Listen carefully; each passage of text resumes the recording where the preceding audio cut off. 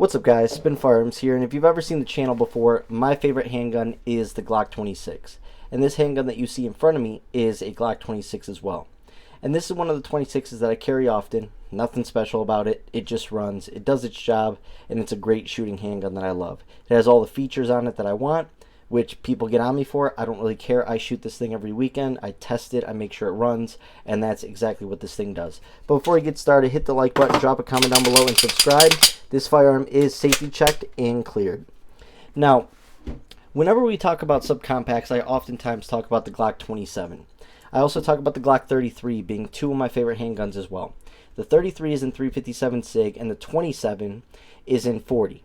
Obviously, the Glock 26 is in 9. And if you buy the Glock 27, you can make all three and get a 22 long rifle conversion kit from, I believe it's Advantage Arms. Now, here's the thing. Oftentimes people say this handgun, in its original form, which would be like this. It would just have a base plate right here to fill that gap. That's its original form. People always say, how can you shoot with only two fingers on the handgun? Guys, the Glock 26, 27, 33, 28, and 39 were all designed for two-finger contact, and then this pinky to go underneath that base plate. And then people say, how do you do mag changes? How do you do mag swaps? I mean, it's really easy. And there's people out there like Hickok45 who love the 26, love the 27. He loves the Baby Glock platform. And I am one of those people as well that love it, regardless of all the options out there. But something I do hear from people is that their 27 or their 33 is a little bit snappy, considering when you have the flush base plate, you are only getting two fingers, even though it is a thick handgun, even though I don't have problems with recoil and stuff like that. A lot of people do, newer shooters, stuff like that, and I completely get it. Because you're only getting two-finger contact with a 357 SIG or 40 in this very, very small setup. So, someone reached out to me and said they got this certain system that really helps with recoil. I've made a couple of videos talking about, recoil reduction techniques with your grip, with guide rods, as well as base plates, as well as inserts into frames and stuff like that. They make all sorts of stuff that helps with recoil. For instance, the Taurus GX4, they make a brass backstrap. For Glocks, they sell tungsten guide rods, stainless steel guide rods. I mean, for SIGs, for all that. For SIGs, they sell the same exact guide rods, but they also sell kits where you can put tungsten strips in your frame, making it a little bit heavier to help fight some of that recoil. Now, the problem is I have tried the tungsten guide rod, and it gave me major issues. It gave me malfunction after malfunction. A lot of you guys also pointed out that I've been making a lot of videos on this firearm that are the exact same. What you guys didn't realize is, in the video, parts are changing. It's not just the same handgun. I'm adding stuff, and I just added my finishing touches to this handgun. And I ended up with the DPM Systems Technology recoil reduction system. Now, here's the thing. This version right here is a little bit different than your average Glock guide rod, and we're going to get into that and how it actually works and so on. But what's really nice is you see all those handguns I just mentioned that are subcompact. Check out versatility. You can use the same guide rod with all 5 generations, which I don't think there is 5 generations of the Glocks. The Baby Glocks, I think they started Gen 3, but you can use 3, 4, and 5 interchangeably.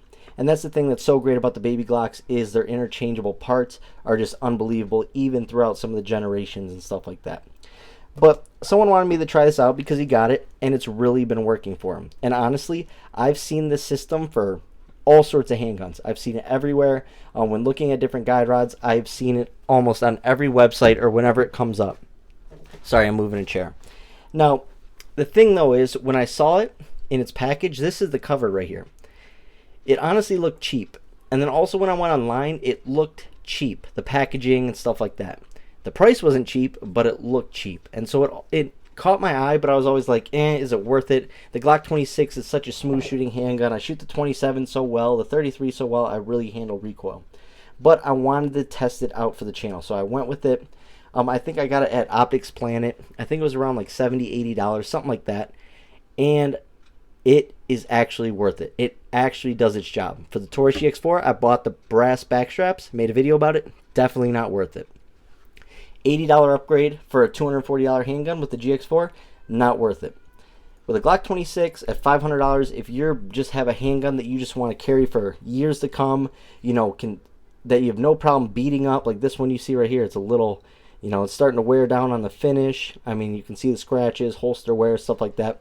But if you just want something that's going to run and stuff like that, and you spend 500 on a Glock, I don't mind spending 80 on an upgrade. As you can see, I've spent more than that on this handgun. But when it comes to faster shots, faster follow-up shots and stuff like that, that is definitely something you want for concealed carry. But then once again, it is an aftermarket part. I have had major issues with Glock guide rods, and we're going to list all the ones I've had and stuff like that. I've had the tungsten guide rod from the Glock store. Gave me malfunctions on my 26 and my 27s. Okay, and then from there, I've tried Lone Wolf's stainless steel guide rods. Gave me malfunction. The only stainless steel guide rod that I actually run is Avalanche Arms. It's just solid as can be, perfect spec, smooth as can be, and runs like butter. Now, that's a great upgrade. It's $30, but it doesn't reduce the most recoil. It reduces a little bit by adding a little bit of weight, but I think it's just a smoother overall shooting handgun with that guide rod. But with this guide rod, this really does reduce weight. It really does. I mean recoil, sorry. And what I was going to say is, when you buy one of these, make sure you keep it at factory weight. When you start messing around with the weight of the spring, that is when you tend to have issues. That's when you start having problems, malfunctions, failures to feed, all sorts of stuff. And because it's just not balanced properly. I always stick to Glock OEM spring weight. And I believe on the, when you order it, it asks you what weight you want. But then when I got it, it was interesting because it came with 3 different springs. And the heavy spring is like brass, and then there's 2 silver springs. And I found which one was factory, and that's exactly which one I've been running. Now, I will say the brass one did handle recoil a little bit better than the other ones. But at the same time, I think they all actually might be the same exact spring weight. I think it's just the weight of the overall spring. I'm not 100% sure. I got to look into it more. But I do have a 16 pound in here right now, one of the lighter ones, and you feel it right away. This thing is the smoothest guide rod. I mean, this feels like my Walther. I mean, this is just, it's unreal. And then when you're shooting, what you notice is, even though you have the lighter spring in here, the recoil reduction is on point. Now, it's not going to be 50% or 40% or anything crazy like that, but I'd give it a good, 15-20% reduction in recoil. And so far, I have 2 100-round boxes put through this handgun with this guide rod. Not a single hiccup, not a single issue, no problems. And I'm debating if I should carry with it. I want to put more rounds to it. I think I want to start testing more hollow points with that spring, but for the time being, it's actually ran flawlessly. I have my other guide rod sitting right over there, and I just swap them out as I go. But while testing, I mean, you really do notice how fast this thing is, how smooth it becomes.